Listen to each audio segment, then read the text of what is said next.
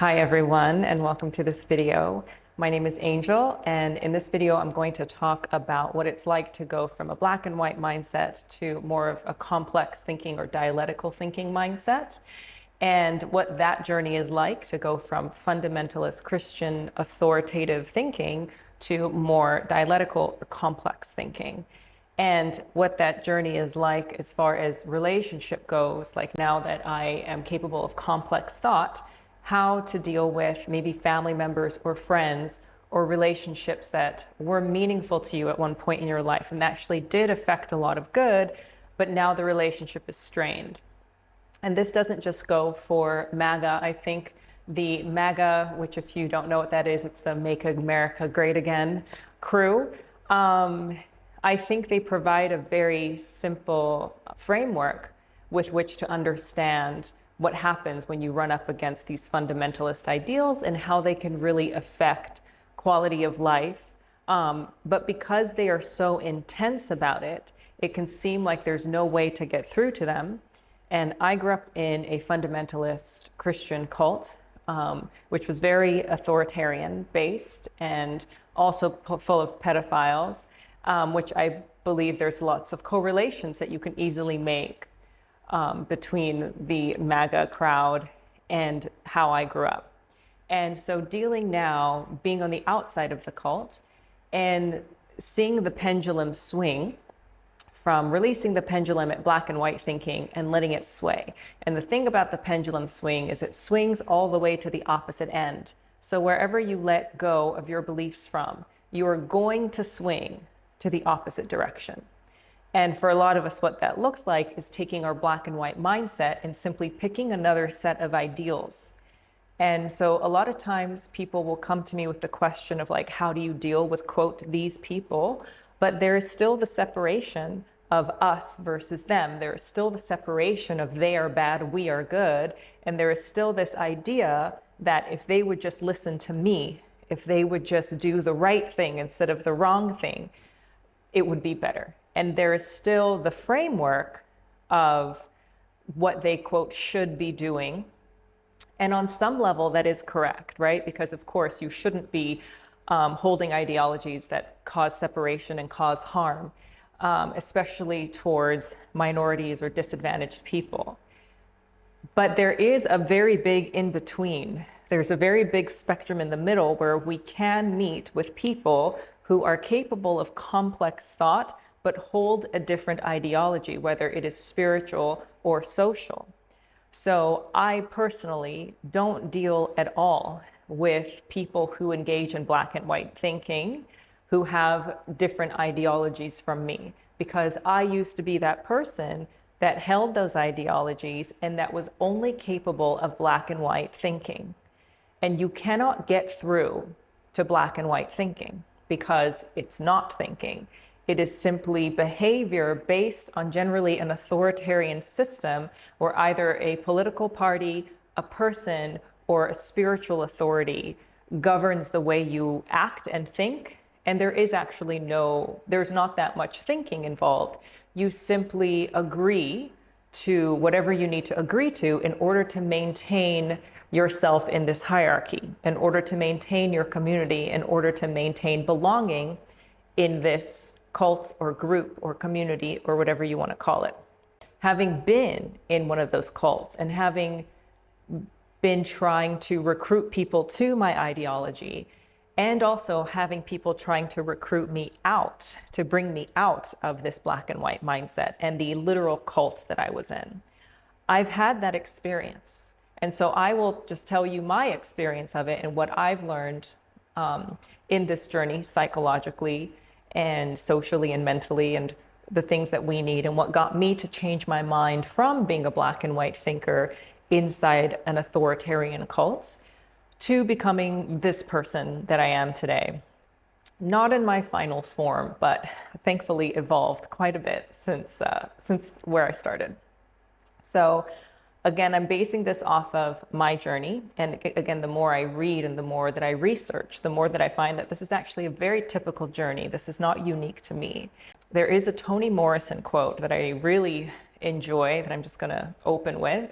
And she says, if you can only be tall when someone else is on their knees, you have a really big problem. And I think that is universally true, so it goes both ways. And if you find yourself watching this video and you have a lot of thought of, well, that's exactly what they do, this is exactly what they need to hear, they, pause and wonder why you are outsourcing all of this turmoil. Because at the end of the day, you need to ask yourself what experience you want to have. And if you keep on tapping back into an experience with people that constantly causes turmoil, it is a worthy question to ask yourself, what is it in you that keeps you going back, and what needs to be resolved so that you don't keep going back to this place that causes a lot of anxiety and conflict and turmoil. And I'll continue to talk about it because, of course, there are layers and there are contexts to everything. But all of the work that you do and the work that I do and your whole life that you live, it is about you.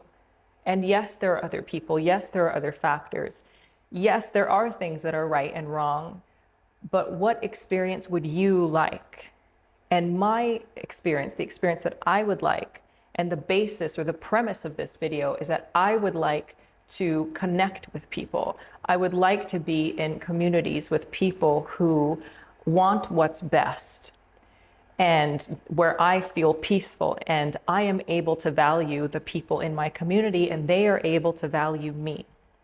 And I do not exist in places where that is not possible. And I wouldn't want to create an environment where people feel unwelcome, because I know that change never happens in an environment where people feel unwelcome. So ask yourself what you actually want, especially if you are having to come into constant contact with somebody who has very different spiritual or political or social ideologies than you do. Why do you keep being in that situation? Is it possible for you to get out of it or not? And if you cannot change the external circumstance, you have to change the internal circumstance. So that's the opening, and now let's get into the good stuff. So let's start with what people are and what we need. So in Maslow's hierarchy of needs, and Maslow is a psychologist that created this pyramid. And he talks about the needs of the human being. And basically there are certain stages of development that a human being will go through. And if you're in the yoga system, it's the chakra system. But at the base of the pyramid and the base of the chakra system is the need for survival like food, water, air, and then right above it, safety. So we need this as human beings. And this generally drives a lot of our behavior. So there is always the argument of nature versus nurture. And we respond to our environment. We do respond to nurture. How we grew up plays a really big part in our development.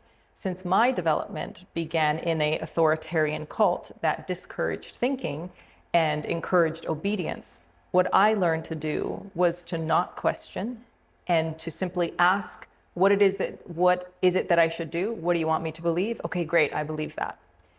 And so because that was my development, I learned black and white thinking, which is very simple thinking. Something is wrong and the opposite is right, or something is right and the opposite is wrong. However, those two things oscillate depending on who it is you're paying attention to, who the head authoritarian figure is, and they dictate all of what is right and wrong. And you, as the person in that structure, just need to keep track of what is the latest thing that this authority figure is putting out. And you're always going to pick the right thing so that you have belonging, and you'll very gladly attack the wrong, because it's very simple. We as a group in this black and white thinking, we all believe this one thing that is right, and we disagree with this thing that is wrong, and it is okay to attack other and the people that believe the wrong thing. So if you're looking at MAGA, since that is the topic, or if you're looking at the opposing political party or group or whatever it is that is opposing you, you probably see that it is actually quite a thriving community.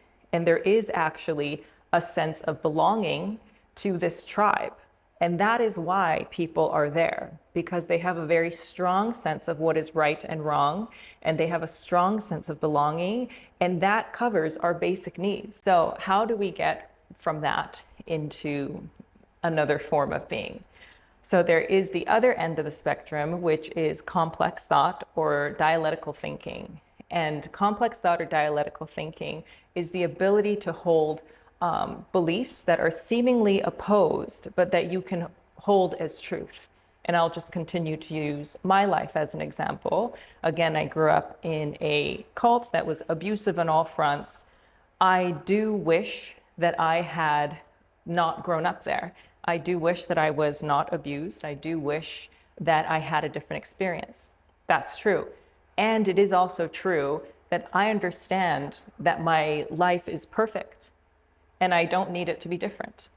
And somehow both of those things are true for me, and I can hold that without imploding. I do not need to pick which one was correct. They're both correct, and somehow life is beautiful and perfect and amazing for me, and I'm grateful, and I don't need anything to be different, even though I wish it were different, but I don't. And if you are in the black and white camp, that what I just said makes zero sense. You don't understand it, and so then you would probably label me as unintelligent or a liar because it doesn't make any sense. If you are capable of complex thought or understanding truth as in percentages, what I said can at least make a little sense, or a part of you can be like, okay, I kind of get it. Maybe I understand like 10, 20%. And complex thought, again, is the ability to hold multiple things or to see different sides and to see truth in experience and to have held different experiences without needing to pick which one is correct. And I think the major way to get someone to go from black and white thinking towards more complex dialectical thinking is to invite them into a different experience. And if you're dealing with people who you have a lot of conflict with, who you feel like they're so stupid, and I've been there. I've dealt with people who, once I was out of the cult, I was trying to deal with people who were still in the cult, especially family members or parents. And I remember having this thought, and I shared it with my therapist. I was like, my parents are like obnoxiously stupid. And I laid out all the things that I saw, and I was like, I don't understand how stupid they're being. And my therapist was able to call me on that and be like, hey, do you think it's beneficial to see them as just massively stupid? And do you think there's any possibility to move forward if you have this view of them as other and as less than? And how is that different from the mindset that you had when you were in the cult? Is that not the same mindset, simply on the other end? And I had to be like, oh, right. Oh, interesting. And then that shook me up enough to sort of have like a break in the thinking, because my thinking was very fast. And I was, quote, right. I was right. They were stupid. And how could they? And when he asked me that, there was enough of a pause for me to be like, oh, wait a second. And I had to go through that experience and understand that what I think is happening is not necessarily the thing that's happening, or there might be another layer in here that I don't quite see yet. And as I opened up to the possibility of other truths being present, that enables me to get just one step further along the path towards dialectical thinking. And so a major way that people are able to go from black and white thinking towards dialectical thinking is they have to have a personal experience where their mindset is expanded in contact with somebody where the space feels safe. You're never going to, and please tell me if this has happened to you. It has never happened to me or anyone that I know. We do not grow from being attacked. We do not evolve from being called stupid. There is no way forward if you run up against a barrier, just a wall of somebody that is telling you that you're incorrect, you're dumb, how could you, blah, blah, blah. Why would I leave my community of black and white thinkers where I am safe and I have community to take a step towards a community that thinks I'm the enemy, that thinks that I'm stupid and I'm such an idiot? Why would I take a step towards that? Again, if you look at Maslow's hierarchy of needs, the first thing we need is safety. It feels unsafe to take a step towards somebody who perceives themselves to be better than you. So that, I think, is a big reason why these camps are so divided, is because it's the same sort of thinking, it's the same sort of mindset, simply on opposite ends of the spectrum. And you can never save somebody from themselves. People have their own experience of life. I have been able to go from being in the cults and being a black and white thinker to being who I am today because of personal experience. And my personal experiences have come about and been greatly enhanced by people who made it okay for me to be where I was at, and who invited me or asked questions or encouraged my curiosity. And because I was in a safe space, I was able to take a step further into the unknown and towards a different way of thought. So can you invite somebody who has opposing beliefs from you? Can you invite them into a space more of understanding? You cannot teach anything. You can simply be, and people can learn from the way that you are or not. So what is your desire? If you want a peaceful existence, then you may need to untether yourself from people like that. I personally don't engage with anybody that is in the black and white camp that is opposed to me, because I know I can't reach them. And if Shonda Rhimes, who is a TV writer, she has brilliant scripts. She has a line about writing character. And she says, when you write a character, if you cannot empathize with the character, you should not write them, because you won't write them with the complexity of a human being. They will be a lesser character. They'll be less developed because you, as the writer, do not have the empathy to write them or see their point of view. And I think that with people, if I cannot have empathy for you, then I shouldn't interact with you. I'm going to be an asshole to you, because that's just how it is. And there are people, again, in the opposing camp where I'll try to hold space, but as I talk to them, I realize that they're so entrenched in this identity that I will never be able to reach them there, or there's no way. I don't want to come to an understanding. And so I just don't engage. I do engage with people who have opposing beliefs from me, but who I do wish to understand it. I want to know why. And I would like to end up in discussion, and I would like to hear their experience and share my experience and see if there's any overlap or any way for us to coexist. Because at the end of the day, the thing that separates us from others basically is two things. It's belief and it's circumstance. And both of those things can change. My beliefs can change and my circumstance can change. So I am not too different from the person on the, quote, other side of me. And if I cannot see any humanity in them, then there is no possible way forward. And again, is your desire understanding, or is your desire dominance? And is your desire to change their mind? What is your actual desire? And can you take an action that is in service of that, instead of believing yourself to be in conflict with somebody that is on the other side? And now let's step into the fact that there is right action and wrong action. So how do you deal with somebody? And I have a family member who very much voted for Trump and is very proud of him and all the work that he's doing. And I, did the opposite. And so I had to ask myself, like, can I even be in the room with this person? And since it is a family member, I have decades with this person where they had different beliefs and different circumstance, and they were not this person that they are now. And the person that they are now, there was a moment I found very, very difficult to be around them.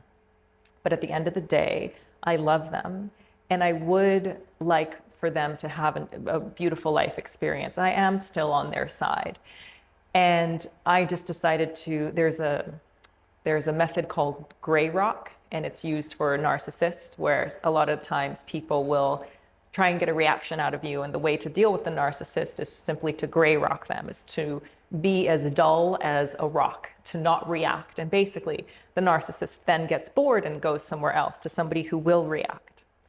So I thought, okay, well, let me try this method. Let me engage with this person as a human being, still be on their side, still love them, still be able to do activities with them. And if they bring up something that I do not want to engage in, I will simply say, hey, I don't want to talk about that. And then I will gray rock and just not engage, because I don't want to be in conflict with this person, because this person on a human level means a lot to me. And the first few interactions were tough because obviously, and then after about a month, I realized, oh, it really didn't bother me. It did not bother me. And I didn't need to show this person the ways in which they were wrong. I'm not this person's teacher. You are not everybody's teacher. There are things that people can learn from you, and there are things that are impossible for others to learn from you. So you just have to decide how it is that you are existing. And again, what experience of life do you want? And how can you move forward in that way?